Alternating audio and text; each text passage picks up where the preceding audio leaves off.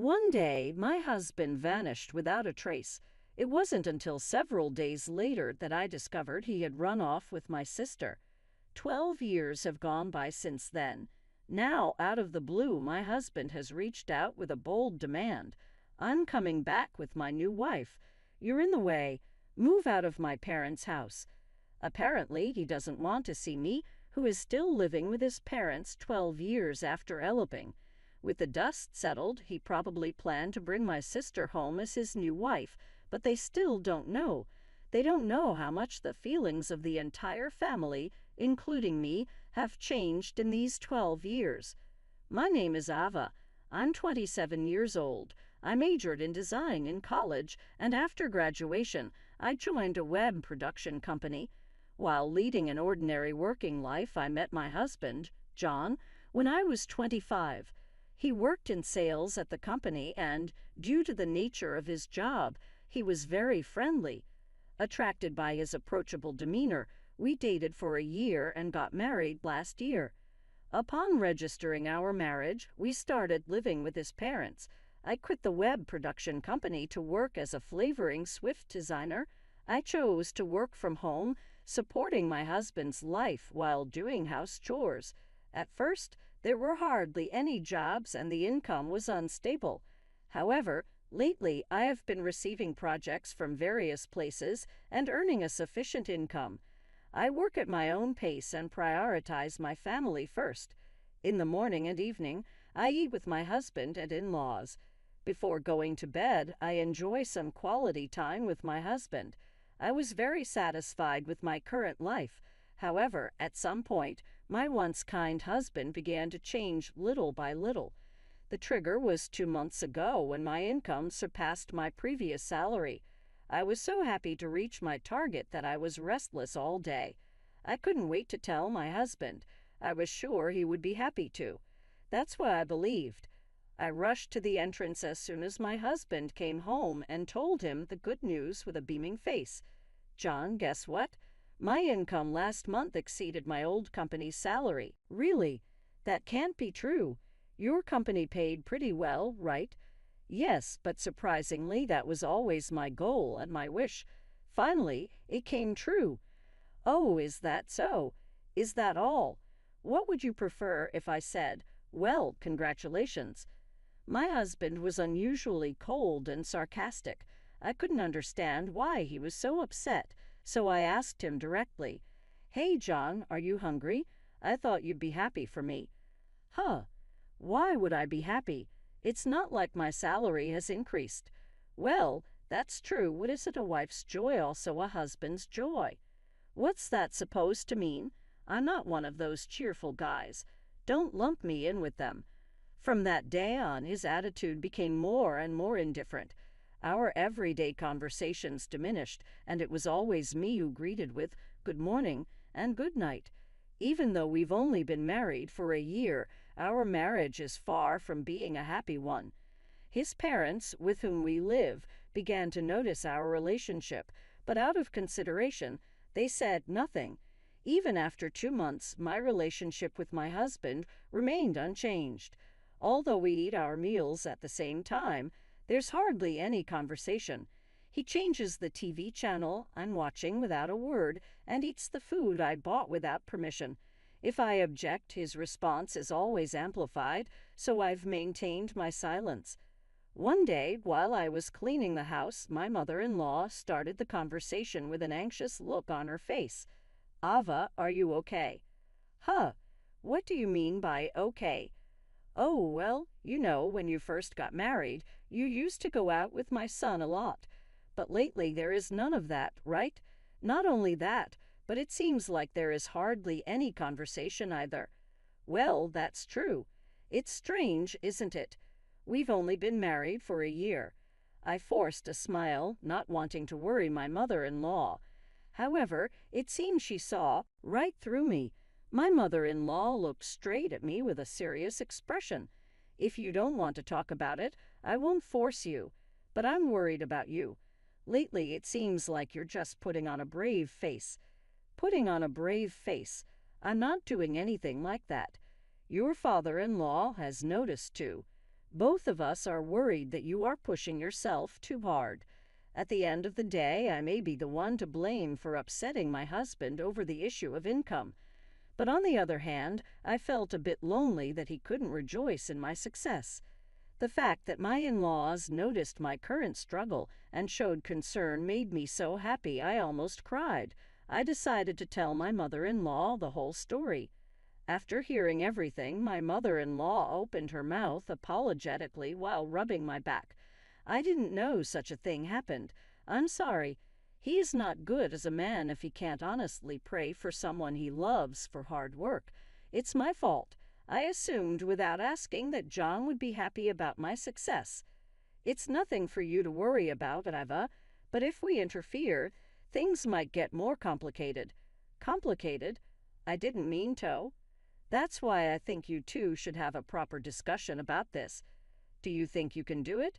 Yes, I'll be fine. Thank you for listening, mother-in-law. My mother-in-law gave me a warm smile and said it's okay as she stroked my head. My in-laws, who treated me just like their own daughter, were my salvation from the bottom of my heart. Talking with my mother-in-law's advice, I decided to have a proper talk with my husband. That night, after my in-laws had gone to bed, I waited for him to come home. But no matter how many hours passed, there was no sign of him coming home. Normally, he would be home by 10 p.m. at the latest, but it was already past 11 p.m. this day. Why is he so late? There is no reply to my message either. Could something have happened? Worried, I called him several times, but there was no response, only the sound of the phone ringing.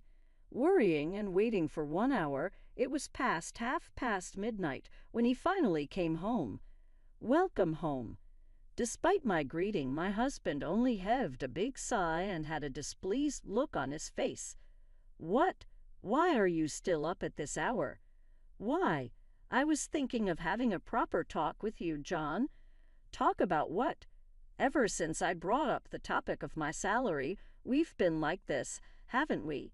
I didn't think much of it then, but I might have hurt your pride, John. At that moment, a chill ran down my spine. That's because my husband was glaring at me with a cold expression. I was so terrified that I couldn't find my voice. As if scorning my fear, he calmly threw out his words. There is nothing I want to discuss with you now. Waiting for me to come home is just creepy. Creepy. Here's the text with punctuation and short paragraphs. I just want to build a better relationship with you, John, as a couple. That's what's tiring. I'm seriously thinking I might have chosen the wrong person to marry. Don't say that. Enough already. I'm tired from working overtime. Don't talk to me so casually when all you do is lay around at home. He brushed past me and headed upstairs to his room. Somehow I couldn't move from the spot until the sound of him going up the stairs faded away. Why would he say such a thing? All I want is a normal married life. Even though my mother-in-law encouraged me to do it, nothing is resolved. Seeing his attitude, I don't have the courage to propose another talk with my husband. I felt as if everything about me was being denied, and it hurt. Even after 2 months, there was no conversation with my husband, and the days just passed uneventfully. Then, one day, my husband disappeared. Looking around his room, I suddenly felt something was off. Was John's room always this clean? My husband is not exactly known for his tidiness, but his room was unusually neat. There were hardly any clothes in the closet, and his suitcase was missing. That's when I finally realized he had left the house. I hurried and tried to contact my in-laws, but I couldn't reach them. Maybe they were turning off their phone. Incidentally, just as I was panicking, not knowing what to do, I got a call from my younger sister, Isabella. Ah, big sis, it's been a while. Isabella, sorry I can't talk right now. Your husband, he is not there, is he? What? How? Why would you know that? Foreboding side things that come true. Eventually, she told me an unbelievable fact. Why? Because I'm with your husband right now. What? What are you talking about? At first, it really was a coincidence. I randomly met your husband at the bar. We had a drink together, and I had heard that things were not going well between you two. Isabella, don't tell me. I'm dating your husband. We are going far away to get married, so don't get in our way. Going far away? Stop joking around. Bring him back right now. Sorry, but I can't. Actually, I've been interested in your husband for a while now. He's tall and handsome. So sorry, I'm taking your husband. She hung up the phone abruptly. No matter how many times I called back, my sister wouldn't answer. Instead, she sent me a bunch of photos. There were about a few dozen pictures. Some of them were next to each other, and others were on dates. Either way, it was not something I could bear to look at. A few days later, I received the divorce papers from my husband. When I called the head's company, they told me he had already resigned. At this point, it's not a problem I can solve by myself. I decided to talk to my parents and in-laws about the situation and ask for their advice. It seems that John and Isabella have eloped. He quit his job without telling me. He apparently wants to divorce me. Once I finished telling the story, everyone present was lost for words. In the middle of this, my father-in-law was the one who finally spoke. Ava, I'm deeply sorry about my foolish son. I don't expect you to forgive him, and you don't have to. Father-in-law, I don't know how to say this, but I can't forgive Isabella either. To me, you are like a daughter, Ava. I can't forgive them for hurting my precious daughter. At those words from my father-in-law, both my mother-in-law and my own parents nodded in agreement. It was exactly at that moment that all of us changed our opinion of them by 100 degrees. Apparently, my in-laws had been considering moving due to the aging of their house. We don't want to have anything to do with him anymore. With this incident, they decided to move and kept it a secret from their son. On the other hand, my parents decided to cut ties with my sister. Even if she were to come back, they would treat her as a stranger and never allow her in the house again. Someone without morals who would steal her sister's husband is no longer our daughter. That was the opinion of both my father and mother.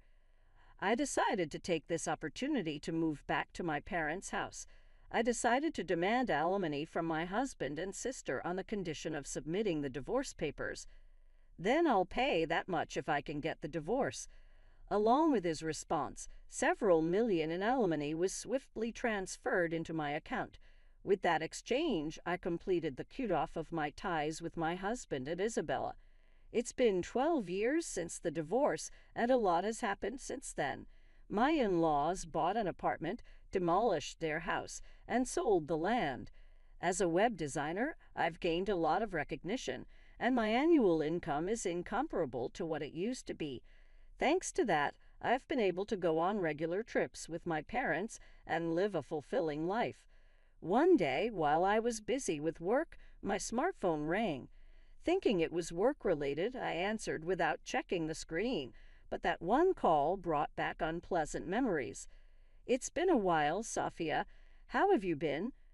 John, I'm glad you still remember your ex-husband. His tone was as condescending as ever. What do you want? It's been 12 years since we divorced, and you're contacting me now. When I told him off, he let out an unpleasant chuckle. Well, you see, you're in the way, so could you leave the house within 10 minutes? Huh, what are you talking about? We're strapped for cash, so we are on our way over there. I'm bringing my wife home, so you need to leave my parents' house. It seems he still assumes that I'm living with his parents. After 12 years, he seems to believe that the heat has died down and they will be accepted. In the background, I could hear my sister agreeing with him. These guys really don't know anything. Do they think they will be forgiven just because 12 years have passed? The word is not forgiving. I might as well show them hell. I took a deep breath, gathered my resolve, and told them, Feel free to come back. I am no longer at your parents' house. Really? Did you get kicked out by my dad or something? Are you an idiot? Your parents' house no longer exists in this world. Huh, what are you? John's voice is shaky and sounds anxious. It seems like they have just arrived at where his parents' house used to be. John says, "What the hell is this?" He cried out in anguish. To him, I continued mercilessly, "Right after you two eloped, we decided to cut ties with you. Your parents moved away a long time ago, and my parents disowned the woman there with you. In other words, there is no place for you to return to. That's a joke, right? Believe it or not, it's up to you. Of course, neither your parents nor my parents consider you family anymore. There is no worth in being family with someone who tramples over people's feelings. That's terrible. We are family, aren't we? Who trampled over the feelings of that family? Don't ever contact me again. I'm not going to let you interfere in my life anymore." I hung up the phone as I finished speaking and blocked their contact. This time, I'd finally severed the last ties. After that, they couldn't find their in-laws and visited my parents' house while I was out, but my parents had already disowned my sister. To my sobbing sister, "Who are you?" They repeatedly kept asking her this and drove her away from the gate. Then the two of them knelt down in front of the entrance. "Please, Dad, Mom, forgive us. We have nowhere else to go." Upon hearing my sister's plea, John also joined in. "I beg you, our family home is gone. We have nowhere to go back to." "Quiet. You are no longer family or anything else." "That's right, Dad. This cat is sold at the entrance." "No, wait. Please, father-in-law, mother-in-law. I have no reason to be called a father-in-law by the likes of you. Get out." Because they were so persistent, my father shouted, and my mother reported them for their nuisance behavior. Since then, we haven't seen them. The two of them seem to be jobless and homeless, begging their friends to lend them money. However, their rumors have already spread, and there was not a single person who would lend them money. In any case, it's almost impossible for them to survive in their hometown. They have no choice but to struggle from scratch in an unfamiliar land. However, they brought it on themselves. Since they've sown their seeds, I'd like them to suffer as much as possible. Needless to say, neither my parents nor I will ever meet them again. Ideally, I hope they live with regret for the sins they have committed.